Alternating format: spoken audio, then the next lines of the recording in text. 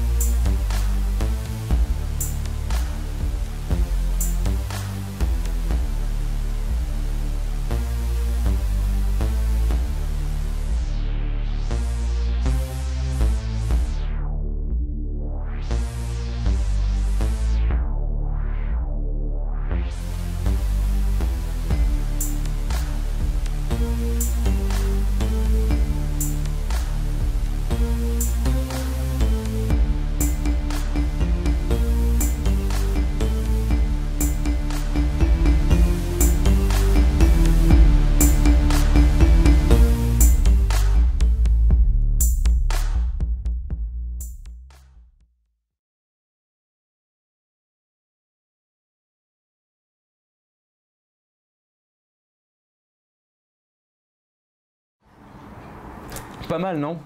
Je vous laisse imaginer toutes les possibilités qu'offre cette application. Voyons de plus près comment l'utiliser. L'application Endzone permet 3 types de contrôle. Les gestes, qui permettent d'envoyer des instructions ponctuelles. L'inclinaison du smartphone, qui permet de modifier des paramètres continus, tels que par exemple le volume. Et la surface tactile, qui permet aussi de modifier des paramètres continus. L'utilisateur peut choisir un des presets par défaut ou en créer un lui-même, un preset étant un jeu d'assignation entre des mouvements et des instructions MIDI. Il associera ensuite dans le logiciel de MAO chaque instruction MIDI à une action particulière, par exemple lancer une boucle. Pour illustrer, dans le preset utilisé par l'artiste situé à gauche de la scène, le premier geste est associé à l'instruction MIDI C3 qui permet ensuite dans le logiciel de MAO de lancer le synthé. Un utilisateur peut ainsi charger plusieurs presets et les changer en temps réel pendant la représentation.